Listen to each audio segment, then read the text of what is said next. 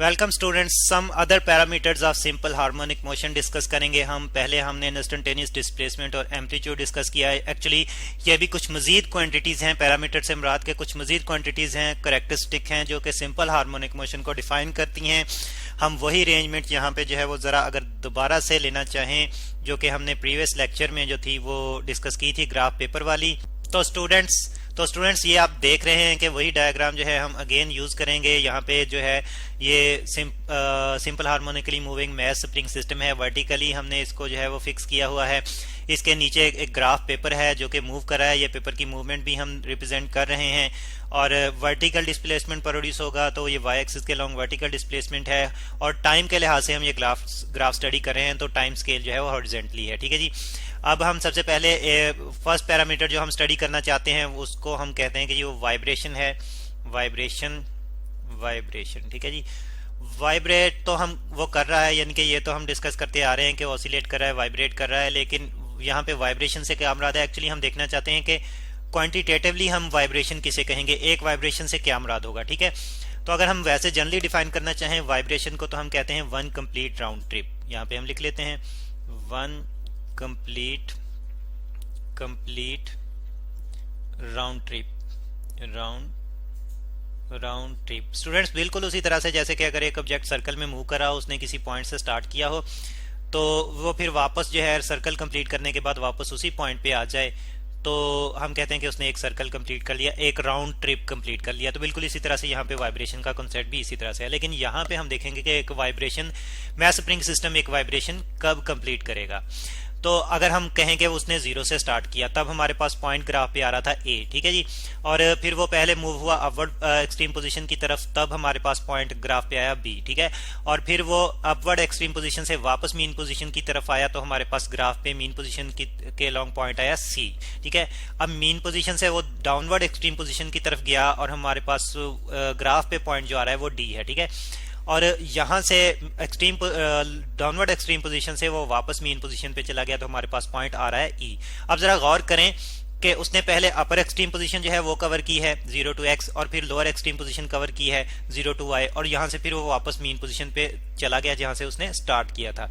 तो इस तरह से हम देखते हैं कि उसने अपर एक्सट्रीम पोजीशन कंप्लीटली कवर करने के बाद lower extreme position completely cover करने के बाद जब वापस उसी पॉइंट पे चला गया है तो ये उसका एक राउंड ट्रिप कंप्लीट हो गया है। अगर ग्राफ के लिहाज से हम बात करें, इसी को एक्सप्लेन करने की कोशिश करें तो हम कहते हैं कि उसने ए से स्टार्ट लिया। ठीक है, यहाँ पे हम लिख लेते हैं कि एक वाइब्रेशन कब कंप्लीट होगी ग्राफ के मुताबिक ए से बी तक और फिर बी से सी तक, फिर सी से डी तक और डी से वापस ई तक। ठीक है, तो यहाँ पे हम इस तरह से भी इसको रिप्रेजेंट कर सकते हैं कि फ्रॉम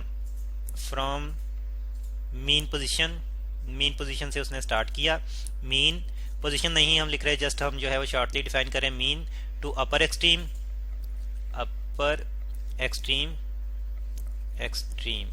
ठीक है जी, और फिर अपर एक्सट्रीम टू दोबारा मीन। ठीक है, वापस मीन पे आके फिर वो जाएगा लोअर एक्सट्रीम की तरफ। ठीक है जी, फिर लोअर एक्सट्रीम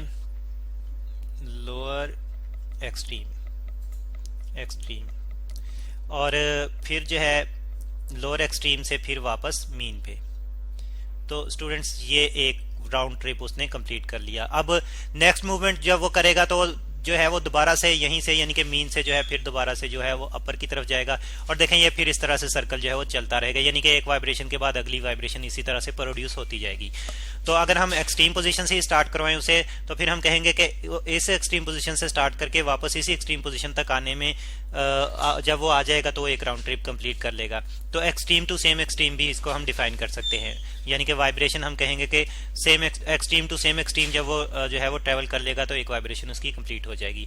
तो स्टूडेंट्स ये तो है vibration one complete round trip. ठीक है, ग्राफ की मदद से भी हमने इसे एक्सप्लेन कर दिया। अब हम अगला पैरामीटर डिस्कस करेंगे और वो पैरामीटर क्या है जी? वो है टाइम पीरियड। हम मोशन जो है वो टाइम के लिहाज से स्टडी कर रहे हैं क्योंकि हॉरिजॉन्टल एक्सिस पे हमने जो है वो टाइम लिया भी हुआ है, टाइम पीरियड। ठीक है जी। तो अब स्टूडेंट्स अगर हम टाइम पीरियड को डिफाइन करना चाहें कि टाइम पीरियड जो है वो क्या है, तो यानी कि इस ऑसिलेटिंग मैस स्प्रिंग सिस्टम के लिए टाइम पीरियड जो है क्या होगा सिंपल हार्मोनिक मोशन के लिए, तो हम कहते हैं कि time to complete one vibration, यानी कि इसको हम डिफाइन करते हैं time to complete one vibration, time to complete one vibration.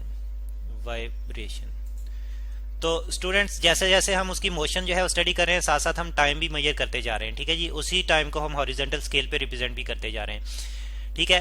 तो आप देखें कि अगर एक वाइब्रेशन वो ए से लेकर ई तक जो है वो कवर करता है और उस दौरान में जो हमने टाइम नोट किया वो हॉरिजॉन्टल स्केल पे हमारे पास यहाँ से यहाँ तक जो है उसकी वैल्यू आती है, तो इसको हम कहेंगे उसका एक टाइम पीरियड। देखें फिर अगली वाइब्रेशन जो करेगा वो इतने ही टाइम में अगली वाइब्रेशन भी कंप्लीट करेगा, उससे अगली वाइब्रेशन भी इतने ही टाइम में कंप्लीट करेगा। तो इसलिए टाइम पीरियड जो है एक वाइब्रेशन में, यानी कि हर एक वाइब्रेशन के लिए टाइम जो है वो फिक्स रहेगा, कांस्टेंट रहेगा। तो इसी चीज को हम कहते हैं टाइम पीरियड, ठीक है। तो जब भी वाइब्रेशन वो रिपीट करेगा, अपनी एक वाइब्रेशंस रिपीट करता जाएगा, तो इक्वल इंटरवल्स में रिपीट करता जाएगा। तो इसलिए हम जो है वो कहते हैं कि एक फिक्स टाइम पीरियड है, एक कांस्टेंट जो है वो टाइम है, ठीक है। इसको हम कैपिटल टी से रिप्रेजेंट करते हैं, ठीक है। और अब स्टूडेंट्स अगर हम मैथ स्प्रिंग सिस्टम का टाइम पीरियड कैलकुलेट करना चाहें तो उसका फार्मूला हमारे पास होता है, ये नेक्स्ट जो है हम इसकी डिटेल में कैलकुलेशन करेंगे। जस्ट यहाँ पे मैं फार्मूला लिख रहा हूँ, वो हमारे पास होता है 2 pi into square root of m over k, ठीक है जी स्टूडेंट्स। इस फार्मूले से हम जो है मैथ स्प्रिंग सिस्टम का टाइम पीरियड कैलकुलेट कर सकते हैं। m जो है उसका मैथ है और k जो है ये स्प्रिंग कांस्टेंट है। अब हम बात करेंगे फ्रीक्वेंसी की। नेक्स्ट यानी कि पैरामीटर हमारे पास क्या है जी, फ्रीक्वेंसी।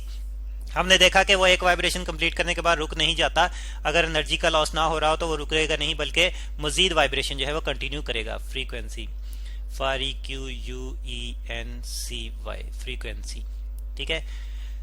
तो अब मजीद वाइब्रेशन करेगा, फिर जो है हम एक फिक्स टाइम के लिए नंबर ऑफ वाइब्रेशन अगर देखें तो वही एक्चुअली वही जो है वो फ्रीक्वेंसी को डिफाइन करता है। यही पैरामीटर फ्रीक्वेंसी को डिफाइन करता है। क्या? Number of vibrations. यहाँ पे हम लिख लेते हैं number of vibrations, number of vibrations. हम कहेंगे कि टाइम के लिहाज से हम लेंगे वाइब्रेशंस, ठीक है जी। टाइम के लिहाज से लेंगे वाइब्रेशंस, तो कितना टाइम लेंगे, यानी कि कितने टाइम के लिए वाइब्रेशंस काउंट करेंगे, नंबर ऑफ वाइब्रेशंस। तो 1 सेकंड के लिए, यानी कि number of vibrations in 1 second, या पर सेकंड भी हम कह सकते हैं, इन 1 सेकंड, ठीक है जी। तो 1 सेकंड में स्टूडेंट्स वो जितनी वाइब्रेशन कंप्लीट करेगा वो उसकी फ्रीक्वेंसी कहलाएगी, ठीक है जी, सेकंड। तो और फ्रीक्वेंसी को स्टूडेंट्स हम एफ से रिप्रेजेंट करते हैं, और हमने देखा कि ये बिल्कुल जो है वो उलट है टाइम पीरियड की डेफिनेशन का, तो इसलिए ये जो है रेसिप्रोकल होता है टाइम पीरियड का फ्रीक्वेंसी, और यानी कि इनवर्स है टाइम पीरियड का। तो यहाँ से जो है हम फ्रीक्वेंसी कैलकुलेट कर सकते हैं। और फ्रीक्वेंसी के यूनिट, टाइम के यूनिट तो हमारे पास सेकंड है, फ्रीक्वेंसी के यूनिट जो है ये हम लेते हैं साइकिल्स पर सेकंड, वाइब्रेशन पर सेकंड या साइकिल्स पर सेकंड, साइकिल्स पर सेकंड, ठीक है जी। और स्टूडेंट्स इनको हम SI नेम जो देते हैं, सिस्टम इंटरनेशनल यूनिट्स में जो हम नेम देते हैं वो है हर्ट्ज, ठीक है जी, हर्ट्ज। इन ही साइकिल पर सेकंड को हम हर्ट्ज बोलते हैं, ठीक है। HZ से रिप्रेजेंट करते हैं, कैपिटल H स्मॉल z से, ठीक है। तो यह है जी फ्रीक्वेंसी। अब नेक्स्ट पैरामीटर हम जो है वो डिस्कस करेंगे, और वो क्या है हमारे पास, वो है students angular frequency. Angular frequency, अब एंगल से जाहिर है कि ये जो है वो एंगुलर मोशन के साथ रिलेट होगा, जैसे कि सर्कुलर मोशन जो है एंगुलर मोशन होती है। तो यहाँ पे फिर हम सिंपल हार्मोनिक मोशन के लिए देखेंगे उससे कैसे रिलेट करता है ये एंगुलर फ्रीक्वेंसी।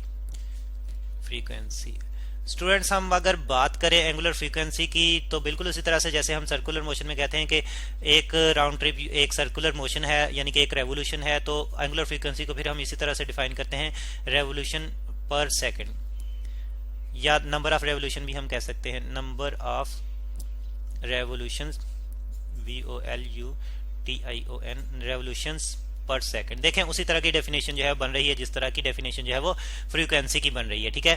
तो अब हम नंबर ऑफ वाइब्रेशंस को नंबर ऑफ रेवोल्यूशंस में कन्वर्ट करना चाहें तो कैसे करेंगे स्टूडेंट्स? रेवोल्यूशंस को हम मेजर करते हैं रेडियंस में, ठीक है जी।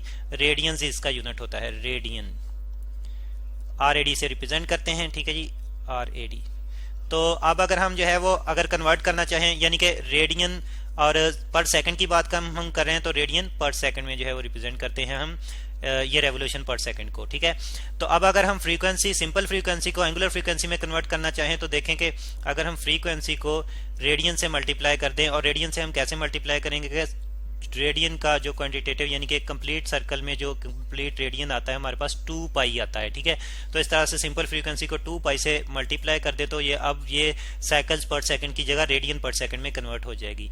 तो ये हमारे पास एंगुलर फ्रीक्वेंसी आ जाएगी और इसको अब हम रिप्रेजेंट करेंगे ओमेगा से। और स्टूडेंट्स देखें कि फ्रीक्वेंसी जो है जो कि रेसिप्रोकल इनवर्स है टाइम पीरियड का, तो इसलिए फ्रीक्वेंसी की जगह हम रिप्लेस कर सकते हैं टाइम पीरियड को। तो फिर हमारे पास एंगुलर फ्रीक्वेंसी जो है इस फॉर्म में भी आ जाती है 2 पाई बाय टी, ठीक है। और ये अब हमारे पास रेडियन पर सेकंड में फ्रीक्वेंसी आ गई और उसको हम कहते हैं एंगुलर फ्रीक्वेंसी ऑफ वाइब्रेशन, ठीक है जी, angular frequency of vibration. Just normal frequency को हम जो है वो 2 पाई से मल्टीप्लाई कर देते हैं तो हमें एंगुलर फ्रीक्वेंसी मिल जाती है। तो स्टूडेंट्स ये थे कुछ पैरामीटर्स जो कि सिंपल हार्मोनिक मोशन को जो है वो डिस्क्राइब करते हैं।